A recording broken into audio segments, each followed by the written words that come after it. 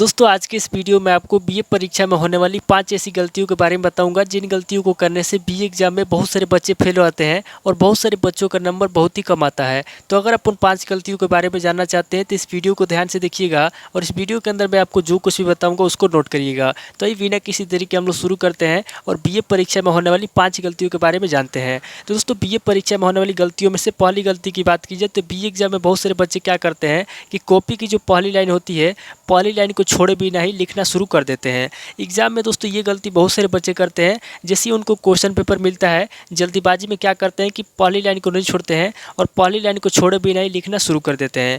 तो एग्जाम में अगर आप कॉपी की पहली लाइन नहीं छोड़ते हैं यानी कि ऊपर से आपको पता है कि एक लाइन छोड़ना होता है, तो अगर आप एग्जाम में ऊपर से एक लाइन नहीं छोड़ते हैं और छोड़े बिना ही प्रश्न का आंसर लिखना शुरू कर देते हैं तो उस कंडीशन में दोस्तों आपका जो भी नंबर आता है नंबर आपका कट जाता है। तो एग्जाम में आपको पहली गलती नहीं करना है। जो भी आपकी पहली लाइन होती है आपको क्या करना है कि पहली लाइन को छोड़ देना है और पहली लाइन को छोड़ करके दूसरी लाइन से आपको लिखना शुरू करना है। अन्यथा अगर आप ये गलती करते हैं तो इसकी वजह से आपका जो भी नंबर आता है आपका नंबर कट जाता है।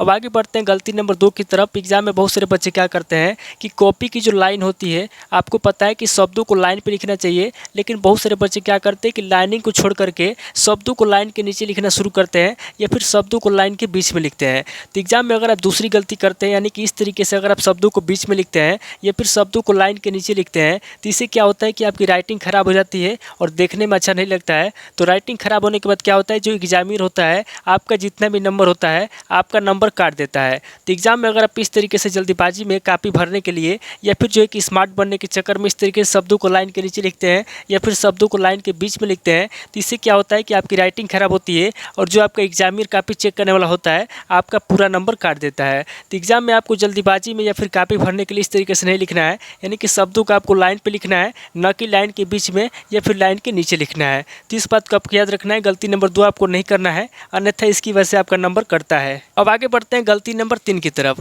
एग्जाम में बहुत सारे बच्चे क्या करते हैं कि जब वो किसी भी क्वेश्चन का आंसर लिखते हैं तो काफ़ी जल्दी भरने के लिए या फिर समय बचाने के लिए क्या करते हैं कि जो शब्द होते हैं एक शब्द से दूसरे शब्द के बीच में बहुत ज़्यादा गैप छोड़ते हैं। जैसे यहाँ पे आप देख सकते हैं कि जो भी शब्द लिखा गया है एक शब्द से दूसरे शब्द के बीच में अगर आप दूरी देखेंगे तो यहाँ पे शब्दों को जो है कि बहुत ही दूर दूर लिखा गया है। तो एग्जाम में अगर आप इस तरीके से कापी भरने के लिए या फिर समय बचाने के लिए अगर आप शब्दों को इतना दूर दूर लिखते हैं यानी कि एक शब्द से दूसरे शब्द के बीच में इतना ज़्यादा गैप छोड़ते हैं तो इस वजह से भी आपका ज़्यादा नंबर कटता है। क्योंकि जो कापी चेक करने वाला एग्जामिनर होता है वो दोस्तों बेवकूफ़ नहीं होता है, उसको पता होता है कि कापी भरने के लिए जो है कि इतना दूर दूर लिखा गया है। तो एग्जाम में अगर आप इस तरीके से शब्दों को इतना दूर दूर लिखते हैं यानी कि बीच में इतना अगर ज़्यादा गैप छोड़ते हैं तो इसकी वजह से भी आपका नंबर कटता है और इस वजह से जो है कि बहुत ज़्यादा बच्चे फेल होते हैं और बहुत ज़्यादा नंबर कटता है। तो एग्जाम में आपको गलती नंबर 3 नहीं करना है, आपको जो है कि सही तरीके से लिखना है, न कि आपको गलत तरीके से लिखना है। अगर आप गलत तरीके से लिखते हैं यानी कि शब्दों के बीच में इतना ज़्यादा गैप छोड़ते हैं तो गैप छोड़ने की वजह से क्या होता है,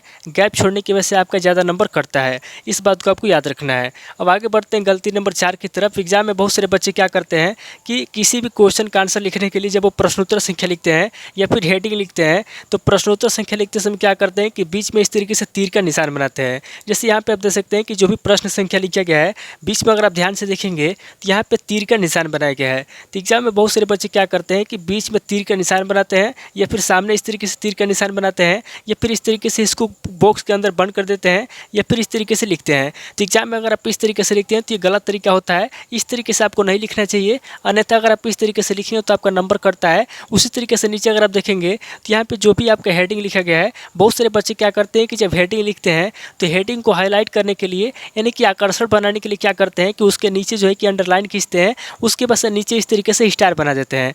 तो एग्जाम में अगर आप इस तरीके से हेडिंग लिखते हैं और हेडिंग लिखने के बाद नीचे अगर आप इस तरीके से स्टार बनाते हैं तो इसकी वजह से भी आपका नंबर कटता है। क्योंकि आप जो है कि यहाँ पे डिजाइनिंग का पेपर नहीं दे रहे हैं या फिर आर्ट का पेपर नहीं दे रहे हैं। यहाँ पे आपको ना तो आर्ट बनाना होता है ना तो स्टार बनाना होता है, आपको सिंपल तरीके से लिखना होता है। इसलिए एग्जाम में अगर आप इस तरीके से हेडिंग लिखते हैं नीचे अगर आप अंडरलाइन देने के बाद नीचे इस तरीके से अगर आप स्टार बनाते हैं तो इसकी वजह से भी आपका नंबर कटता है। इस बात को आपको याद रखना है। तो एग्जाम में आपको गलती नंबर 4 नहीं करना है। इस तरीके से जो है कि आपको स्टार नहीं बनाना है या फिर इस तरीके से जो है कि आपको इस तरीके से हेडिंग देने के बाद यहाँ पे जो है कि डिजाइन आपको नहीं बनाना है, अन्यथा इसकी वजह से जो है कि आपका नंबर कटेगा। इसको आपको याद रखना है। अब आगे बढ़ते हैं गलती नंबर 5 की तरफ। एग्जाम में बहुत सारे बच्चे क्या करते हैं कि जब किसी भी क्वेश्चन का आंसर लिखते हैं और आंसर लिखते समय अगर उनसे कोई शब्द गलत हो जाता है तो शब्द के गलत होने पर क्या करते हैं, शब्दों को इस तरीके से काट पीट करते हैं। जैसे यहाँ पे आप देख सकते हैं कि जो भी शब्द गलत हुआ है शब्दों के गलत होने पर शब्दों को काट काटपीट किया गया है और इस तरीके से जो है कि शब्दों को हाईलाइट किया गया है। तो एग्जाम में अगर आप ये गलती करते हैं, यानी कि शब्दों के गलत होने पे अगर इस तरीके से काटपीट करते हैं या फिर जो है कि इस तरीके से गंदगी फैलाते हैं, तो इसकी वजह से भी आपका नंबर कटता है, क्योंकि इसकी वजह से जो भी आपका शब्द गलत हुआ रहता है कॉपी के अंदर साफ साफ हाईलाइट हो जाता है कि यहाँ पे ये गलती हुआ है।